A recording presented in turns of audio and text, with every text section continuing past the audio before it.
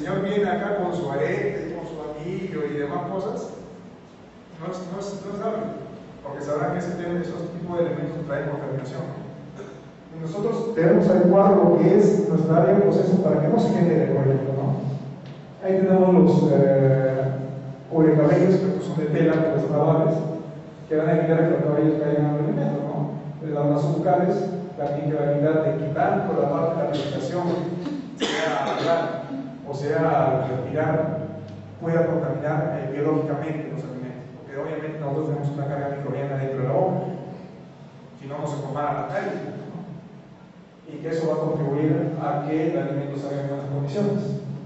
Podemos ver adecuadamente los guantes también, pero los guantes muchas veces el empresario pone guantes para pensar de que esto es una especie de protección iluminada para todo tipo de alimento, cuando no es así. Los guantes solamente son para evitar de que la piel entre en contacto con el alimento. Ahora el guante va a ser una superficie también. Si la superficie llega a estar contaminada, llega a contaminar el alimento. No tiene sentido utilizar guantes. Muchas veces se comete el error de agarrar y ponerse los guantes y lavarse las manos. En el momento que yo me pongo un guante en esta mano, me lo pongo con esta mano sucia, ya lo estoy contaminando. Me pongo el otro y ya lo contamino. ¿Para qué tengo guantes? Está contaminado.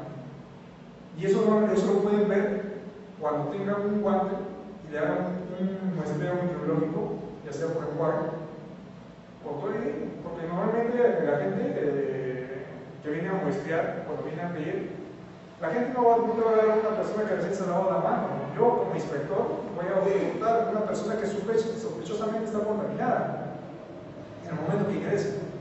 Voy a agarrar una superficie, no una tabla que está sucia. Una tabla que, por ejemplo, donde están los vegetales, ahí tengo que trabajar, pero no voy a agarrar una tabla que está ahí sumergida en cloro. Tengo que optar ese tipo de cosas. Si yo veo un trabajador de línea que está manipulando el sal al par con guantes y está que reacomoda poniéndolo, porque a veces es común poner el sal al par en una forma decorativa para que llame la atención, porque de todas maneras también tiene que venderse el tema de alimentos, tiene que venderse también por el aspecto visual. Entonces, si yo estoy acomodando esto de manera visual con mi guante y todo lo demás, he de suponer que mi vegetales tienen que estar desinfectados y mi guante tiene que estar limpio. Si no, por las puras, estoy trabajando. Entonces, yo tengo que asegurarme que la inocuidad en todos los aspectos dentro de mi propia empresa. Una consulta. A veces los guantes tienen talco por dentro. Ese talco podría causar un tipo de contaminación. El guante con talco. Eso es un problema, porque hay personas alérgicas a ese tipo de guante. Comienza a salir el zumbido, rojos. Podría ser contaminado. Normalmente esos guantes tienen que venir estériles. Normalmente esos guantes vienen también homologados, vienen certificados. Los guantes de látex no se deben utilizar para alimentos, son guantes de vinilo. Hay guantes de vinilo que son transparentes, que no utilizan ese tipo de efectos. Hay otros guantes que son bolsa, también, que por muy pocas veces he recibido certificados microbiológicos sobre ese tipo de guantes. Normalmente no lo daría. Y los guantes látex también ven acá, que muy bien se adaptan a la anatomía de la persona, pero también no son muy adecuados. También ha habido problemas con estos guantes. Al momento de cortarlos, se daría un poco de guante y forma parte del alimento. A veces la gente agarra, pone, se lo jala tanto, o su mano es muy grande, que agarra y se lo traspasa el guante y esa parte sale volando para formar parte del alimento. Y donde ya tengo que aplicar el principio de que si hay un elemento extraño del alimento y no lo encuentro, tengo que eliminarlo. Porque puede llegar al consumidor final y ver ese tipo de producto, verlo o incluso tragárselo, ¿no? Imagínate que estés masticando una ensalada y notes que hay algo que no se parte, ¿no? Y comió masticado y chile, ¿qué es eso? Chile. Te lo pasas de boca en boca, de lado a lado y te lo sacas y es un pedazo de guante. Bueno, por lo menos ese es el tema de ahí. El guante no es la solución para todo. Bueno, dentro de lo que es los elementos que conforman lo que va a generar la inocuidad dentro de una empresa de alimentos, vamos a incluir lo que son los planes, la BPM y otro tipo de programas, ¿no? Por ejemplo, tenemos un plan de saneamiento, programa de limpieza y desinfección, un programa de control de plagas y programa de desechos sólidos. Esto también, por ejemplo, el programa de desechos sólidos debe adecuarse a lo que es la gestión ambiental, porque de todas maneras hay empresas que le van a pedir una gestión integral, donde va a haber aspecto de seguridad y aspecto de medio ambiente. Esto cuando ya vean las normas ISO, sobre todo la ISO 9000, les va a dar una idea de cómo deben crear su procedimiento de acuerdo al ISO, para que se pueda integrar a otros tipos de sistemas, tanto de seguridad como de gestión ambiental.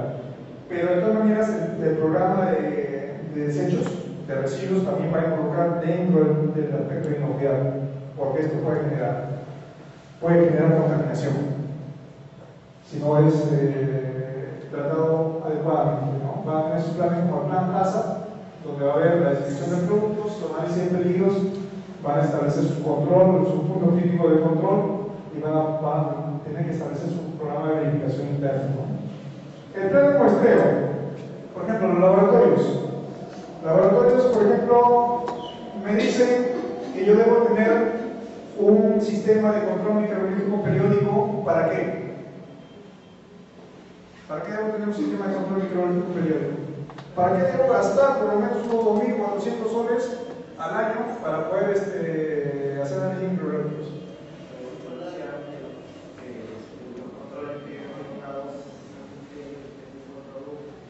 Para ver la eficacia. Puedo hacerlo por diferentes motivos. Primero de ellos, para validar mis procesos de desinfección y mis procesos de temperatura y desinfección tanto del producto como temperatura. Por ejemplo, ustedes me dicen ¿a qué temperatura se deben cocinar los alimentos? A ver, ustedes que tienen su casa o tienen o han visto su casa de concesionarios. ¿Qué temperatura es la que le da la lotería? ¿Ah? No, de alimentos calientes. 80. ¿Qué más le da otra temperatura? ¿Cuánto? 70. A ver, ¿qué más? 100. Ya. A ver, le voy a explicar cómo es la temperatura acá. Tenemos diferentes tipos de peligros biológicos. Vamos a tener virus, bacterias, hongos, parásitos y otro tipo de elementos como algas. Ahora, algunos de ellos van a producir enfermedades. Es lo que normalmente se le llama microorganismos patógenos. Ahora, pero todos los elementos, así sean patógenos o no patógenos, van a contribuir a mermar la calidad del alimento. ¿Por qué? Porque un microorganismo no sea patógeno, no produce enfermedades, ¿qué va a hacer? Va a comenzar a reproducirse y a comer.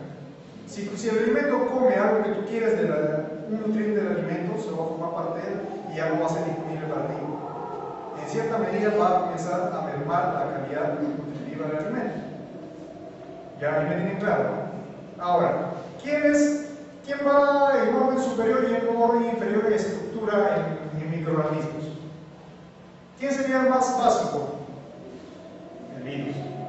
Tiene una cubierta más simple que una bacteria. Luego sí, ¿quién sigue? La bacteria. Luego de la bacteria, los hongos. Ya estamos hablando de organismos que son pluricelulares, o sea, bastante células. Y de ahí los parásitos. Yo no quiero que asocien, por ejemplo, el hongo con el champiñón, porque hay hongos que son microtóxicos. Pero de igual manera, el hongo es muy superior a la bacteria. ¿Ya? Ahora, los parásitos también son pluricelulares, ya son un poco más grandes. Entonces, quiero que tengan en cuenta ahí. Teniendo en cuenta ese tipo de organización y sus niveles, en el asunto de temperatura, conforme voy elevando la temperatura, vamos a pasar de 0 a 5, vamos a pasar a 10, ahí normalmente están todos bien, todos están tranquilos, comiendo y demás, nada más lo vamos contento, 20, sigue normal. Yo sigo elevando la temperatura, 30 grados centígrados.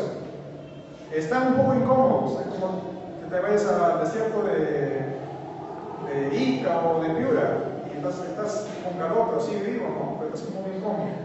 Pero conforme vas llegando ya a los 40 grados, 45, 50, ya comienza a haber desnaturalización de proteínas. Ya comienza a haber modificación de la estructura biológica del mismo elemento, del mismo microorganismo. Entonces, cuando tú modificas algo dentro de él, podríamos decir que lo estás matando. Porque tú modificas algo, por ejemplo, yo me caliento y modifico mis pulmones, se atrofian, ya no puedo respirar, me muero. Entonces, cualquier elemento dentro de la célula, de la bacteria, se comienza a transformar por efecto de la temperatura y comienza ya no a funcionar, se comienza a morir. Entonces va a haber de lo que es la estructura cuaternaria, proteica, la terciaria, la primaria y demás, hasta que la bacteria ya se pasa totalmente irreconocible y ahí no me muere, ya no funciona. Entonces más o menos sigo 45 grados, algunas van muriendo, normalmente se eleva la temperatura a 50 grados, siguen muriendo algunas, no todas las bacterias mueren a los 45, no todas las bacterias mueren a los 50, algunas van a morir. Sigo elevando la temperatura a 60 grados, comienzan a morirse más. ¿Qué va a pasar más o menos allá a los 45 y 60? Entre 45 y 60 va a ocurrir un fenómeno bastante simpático con algunas bacterias que son las más vivas de todo el planeta, se van a transformar en espora, las llamadas esporularias. Una bacteria cuando se transforma en espora es un método de resistencia ante un medio adverso. Ahora, así como espora puede resistir temperaturas mayores de 100 grados centígrados. Es por eso que el tema de concesionarios no van a poder hacer un tratamiento térmico llamado esterilización. Ustedes no van a llegar a pasteurización antes, porque va a haber bacterias que van a sobrevivir. El asunto es que no debo dejar de que vuelvan a ser. Una vez una bacteria transformada en espora no puede comer ni reproducirse, solamente está en esa forma resistente esperando que vuelvan las condiciones necesarias para que pueda volver a vivir, a transformarse en bacteria. Es por ejemplo que yo cocine algo y lo vuelva a bajar la temperatura y la bacteria note que la temperatura está adecuada y me libero de la espora y me vuelvo a transformar en bacteria. ¿Cómo me reproduzco? De esa manera. Entonces no van a poder. Bueno, se va elevando, moviendo ese tema de las esporas, van a eliminarse la mayoría de patógenos. Estamos hablando de E. coli, Salmonella, Bacillus, Escherichia coli y demás. Se van a comenzar a morir a partir de los 50, 60, 60 y tantos, 70 grados centígrados. Ahora, a partir de esas temperaturas yo ya puedo elegir cualquier temperatura. En el aspecto de industria de alimentos, se va a tener en cuenta el factor tiempo por temperatura. Ahora, yo puedo hablar de que, por ejemplo, 63 grados centígrados es una temperatura de pasteurización, elimina microorganismos, pero estamos hablando de 63 grados centígrados por media hora. Conforme yo voy elevando la temperatura, se va a incrementar, se va a reducir el tiempo. Si yo hablo, por ejemplo, de la famosa leche UHT, estamos hablando de ultra temperatura a bajo tiempo. Estamos hablando de temperaturas altísimas por segundo nada más. Es así, por tubo pasa la leche, se calienta inmediatamente, de acá pasó, a este punto pasó por segundos, y luego acá viene un enfriamiento. Porque ¿qué pasa con los alimentos cuando se calientan demasiado?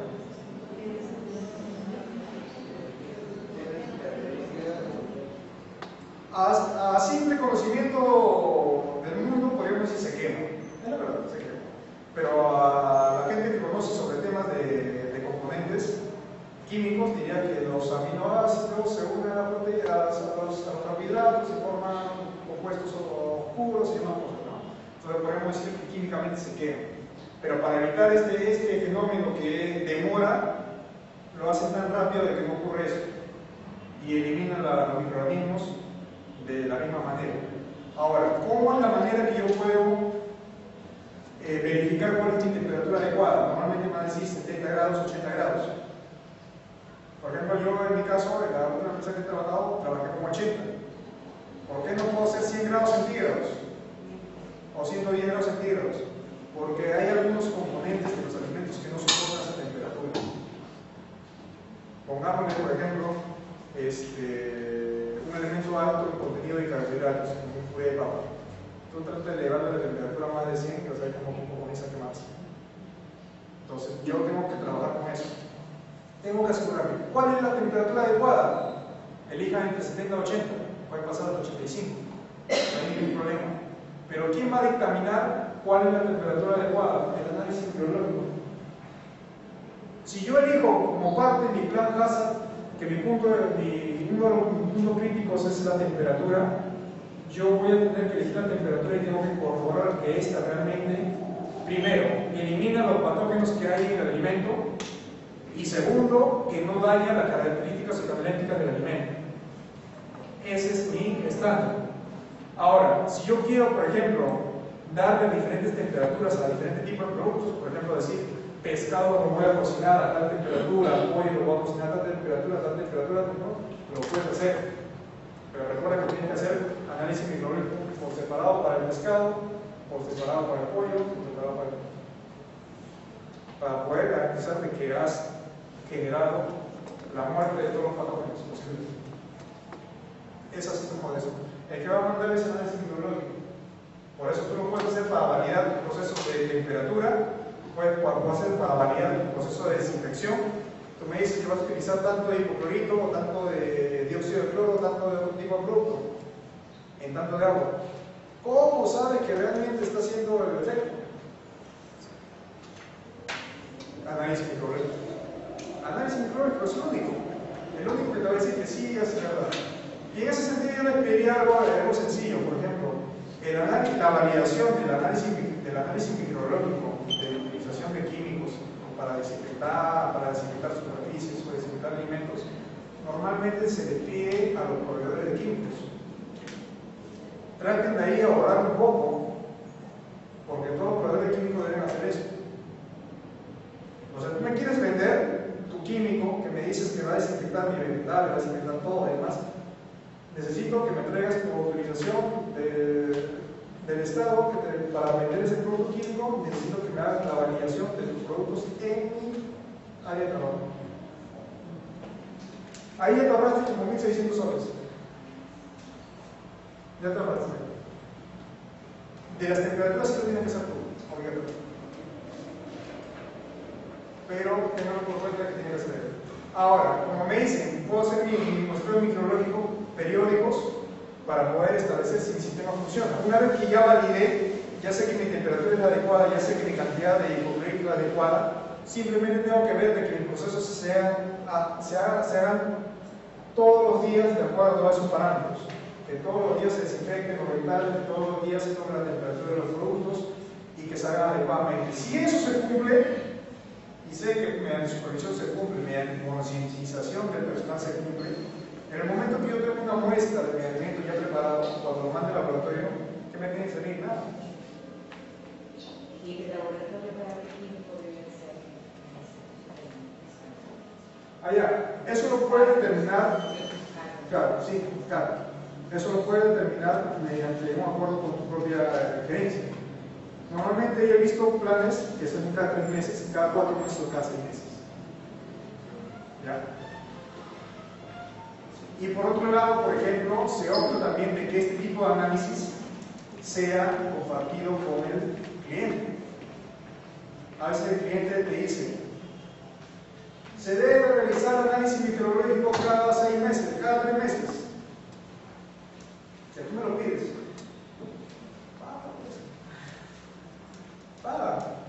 ¿Y esos químicos de ozono para acabar verduras, si yo utilizo esas máquinas de agua de ozono, ¿qué me garantiza a mí que esa agua está bien, está en la análisis microbiológico del agua? Pero tendría que hacer yo, pero ya envía la persona y hace ojo. Ojo. A ver, me da una idea muy clara. El tema del agua Mucho proceso de desinfección involucra enjuague. ¿Ya? Ahora, si es que el agua no es microbiológicamente adecuada para hacer eso, el agua va a contaminar el producto por la cura que estás haciendo. Muchas veces vas a llegar a puntos donde el agua no tiene ningún tipo de tratamiento. Unos controles periódicos que tú puedes hacer es análisis de cloro residual, que no es muy caro, mediante cintas. Cuando vean el tema de desinfección van a ver de que el cloro, hay cloro activo y cloro no activo. Cloro no activo que fue activo alguna vez se encontró con una sustancia orgánica y luego pasó a una forma inactiva. Cuando hay cloro residual, mide ese cloro activo que todavía queda en el agua, que es capaz de matar a algún microorganismo que puede encontrarse en el agua. Entonces yo puedo hacer el control de cloro, que no es muy caro, mediante cintas de cloro, mediante reactivo químico de cloro, para verificar si mi agua tiene cloro residual. Ahora, si eso es básico para hacerlo en el agua, luego puedo hacer un control microbiológico del agua también. Cuando ustedes vayan a un proyecto X, asegúrense de que el que crea el proyecto, que nosotros no somos de dar alimentos, le brinden los análisis microbiológicos del agua. Porque déjame decirle que del agua no solamente se hacen microbiológicos, sino también se hacen de metales pesados y otro tipo de elementos que van a significar más caro que hacer un alimento. El agua es un tema que deben controlarlo y los análisis microbiológicos es algo también que se deben hacer cuando se sospecha que pueda ser por fuente de contaminación. Y también de entrada, obligatoriamente, si es que el agua viene de un río, tienen que hacer análisis microbiológicos y fisicoquímicos, porque eso puede contaminar los alimentos. Por ejemplo, ahorita el programa de control de la BPM, estamos con el control de agua potable, el programa de capacitación y el programa de trazabilidad. Otros como control de proveedores, programa de mantenimiento, programa de tratamiento de aguas residuales, eso es el caso de que nosotros lo manejemos. Pero hay un tema también en aguas residuales, por ejemplo, ¿cuál es el elemento más tóxico que maneja un concesionario? Químicamente hablando. ¿Cuál? Usted maneja un elemento bien tóxico que es muy fatal. ¿Cuál? No. Es tóxico. No.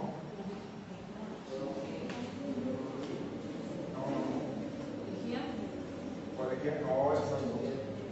Es tóxico si lo comen puro.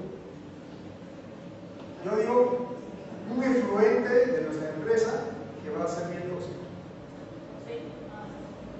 ¿El aceite quemado por qué? ¿Por qué el aceite quemado es tóxico?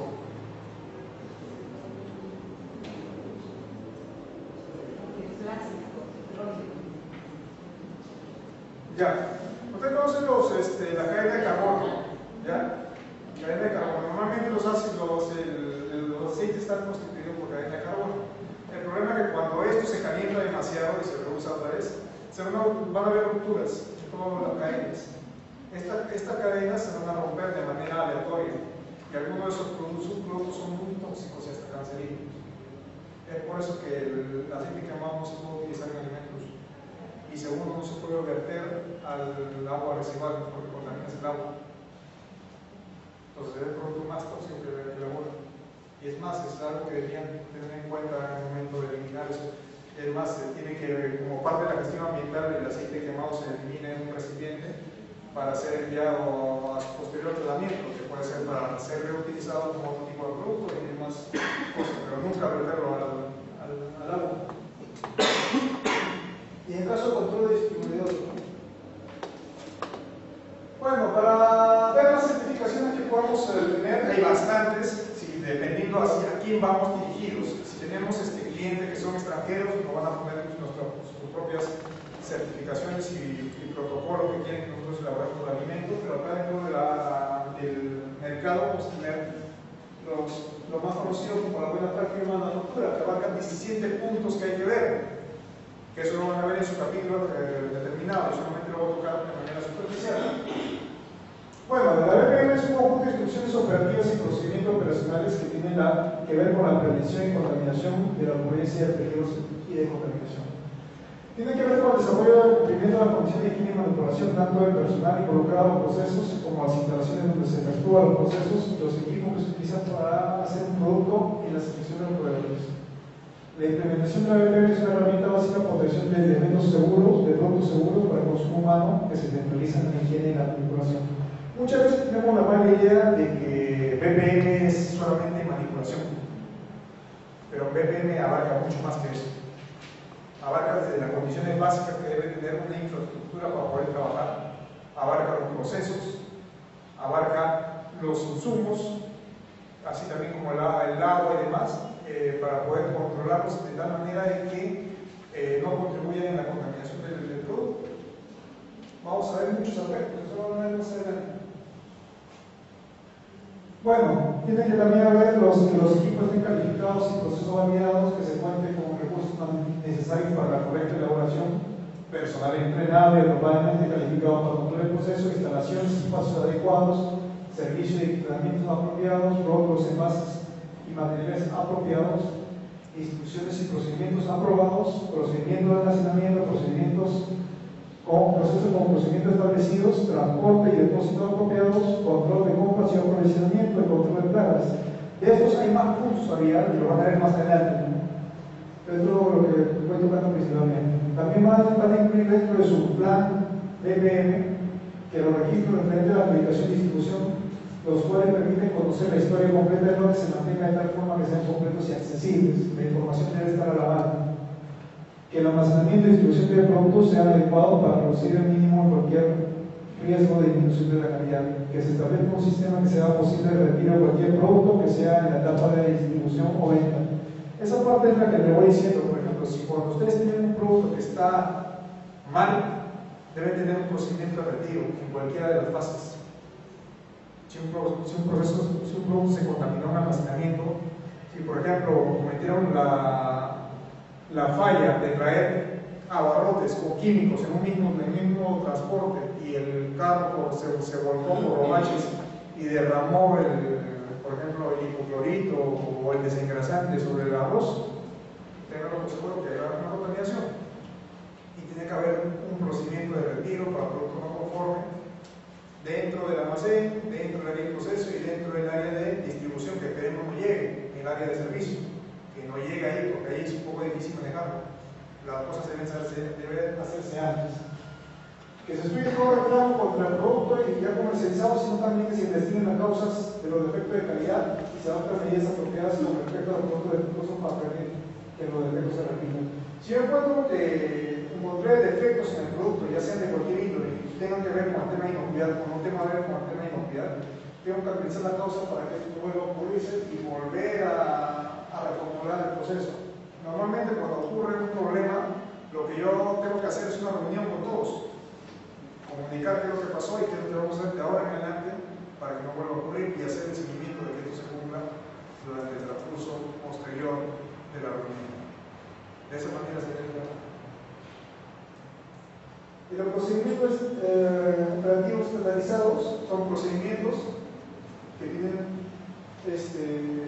etapas operativos que deben involucrar el trabajo del personal, estandarizados que siempre van a ser iguales en todos lados, y el saneamiento que tiene que ver con higiene, limpieza y desinfección.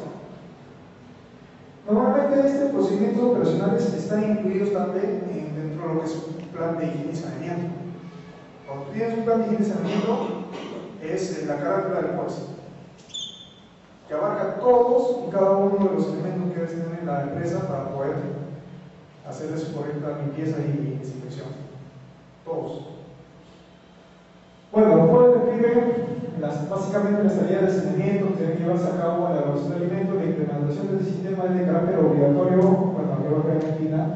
En cada etapa de la cadena alimenticia es necesario que se implementen prácticas higiénicas, lo cual permite la implementación del sistema que asegura la calidad de los alimentos. En la implementación de los procedimientos y otros sistemas se requiere que el recurso humano adquiera gran importancia, ya que es necesaria la selección y capacitación. Los cuales se basan en 5 tópicos. Bueno, poner énfasis en la prevención ante una posible contaminación. El segundo tópico hace hincapié con responsabilidad que sea asumible por personal gráfico de la empresa. Cada POE debe ser firmado por la empresa con total autoridad. Debe establecerse quién va a realizar este tipo de función, no solamente cómo se hace, sino quién lo realiza. La responsabilidad de la persona, el encargo que debe hacer esta función. El tercero incluye la definición de los procedimientos preoperacionales y lo que se realiza durante las operaciones de elaboración de alimentos. Los procedimientos preoperacionales deben incluir la limpieza de superficie, instalaciones de equipos, utensilios que están en contacto con alimentos. Se debe realizar un detalle de cómo y con qué se realizará la higiene. Acá es donde se debe especificar si usted tiene un producto químico, qué concentración y qué utensilios adicionales se van a utilizar. Y también recuerden, les dije que incluyen la parte de seguridad, elementos de protección personal que se va a utilizar para hacer esta labor de limpieza, también tiene que incluirse dentro del procedimiento.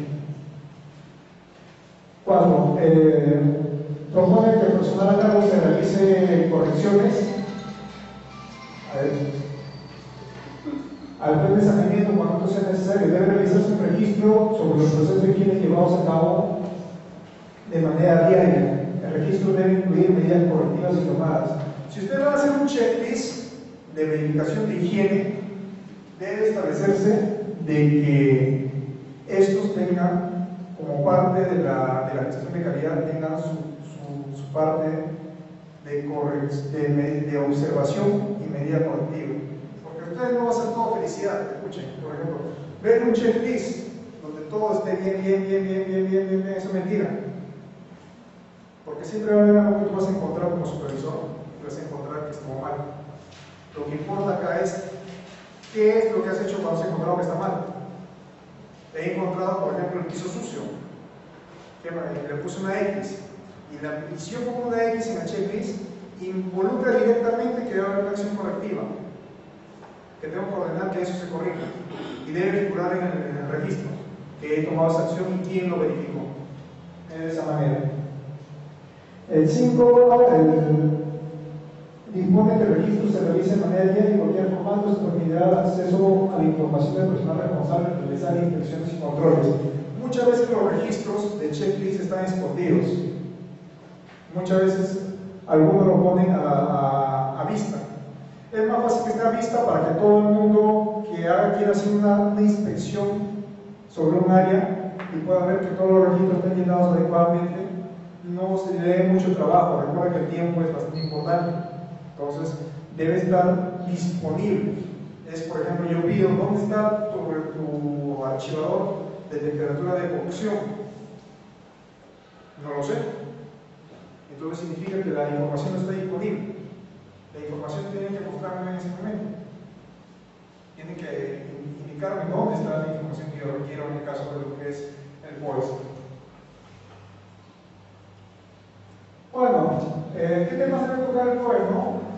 Limpieza de manos, línea de producción, área de recepción, depósitos, almacenes, silos, tanques, cisternas. En caso abarcamos lo que es el área de depósito de agua, también tiene que involucrar esto, bandejas, campanas, ductos de entrada, extracción de aire, las campanas interruptoras, también línea de saneamiento de líneas externas, internas de la planta, las cámaras frigoríficas, en caso de que tenga congeladores o tenga termokits para poder congelar los gráficos y demás. Los lavaderos, paredes, ventanas, techos, zócalos, pisos, desagües, también la limpieza de trampa de grasa también está incluida dentro de esto, que es una parte también de la gestión de aguas residuales. También la superficie de contacto con alimentos, báscula, balanza, contenedores, mesas, transportadoras, utensilio, guante, vestimenta externa y demás, incluyendo la vestimenta también del mismo supervisor, también debe estar incluido acá. En las instalaciones sanitarias, que son los servicios higiénicos y los vestuarios, también el saneamiento del último comedor. Todo esto está incluido dentro del POES. Y el caso, que la mayoría de ustedes lo conocen, el análisis de peligro, punto crítico de control, APPCC en español y CASA en inglés, es un proceso sistemático preventivo para garantizar la inocuidad alimentaria de forma lógica y efectiva. Esta aplicación en la industria alimentaria, aunque se aplica también a la industria farmacéutica, no sorprenda que encuentren CASA en industria de cosméticos, también, que fabrican materiales de contacto de alimentos, que se identifican, evalúan y previenen todos los riesgos de contaminación de los productos a nivel físico, químico, biológico a lo largo de todos los procesos de la cadena de suministro, estableciendo medidas preventivas y correctivas para su control y asegurar el control. Se divide en los análisis de peligros y establecimiento del punto crítico de control. Tiene siete principios, ¿no? Ya. Esto lo vamos a ver más adelante. Tiene 12 pasos para poder establecer lo que es el plan CASA. Y acá tenemos también otras certificaciones también, pero estos ya son más para el tema internacional, ¿no? Como es el PAS 220, que es el que ve los prerequisitos para el sistema de inocuidad. Estamos hablando de proveedores, otro tipo de materiales de ingreso. El FSS 22.000 también va a ver lo que va a incluir la ISO 22.000 más el PAS 220, lo va a juntar y lo va a incluir dentro de esta norma. ¿Ya? Y el BRC, que es la norma británica, también va a ver temas de inocuidad, una certificación que lo tiene el Reino Unido y que le va a pedir a sus proveedores de alimentos para establecer en base al CASA y en base a los requisitos del Código Alimentario para poder obtener un producto de calidad también en un aspecto que no toca el CASA, por ejemplo la mejora continua, no es retroactivo como sistema. Entonces este sistema, esta certificación lo va a abarcar todo eso. Tengo la ISO 21000, que es podríamos decir, la unión del CASA con la ISO 9001, y que es el sistema que abarca la seguridad alimentaria, la gestión de calidad y inocuidad a lo largo de toda la cadena, incluyéndose la cadena fuera de la misma planta de la empresa, incluyéndose la parte anterior a la empresa, que serían los proveedores y el origen de cada uno de los insumos.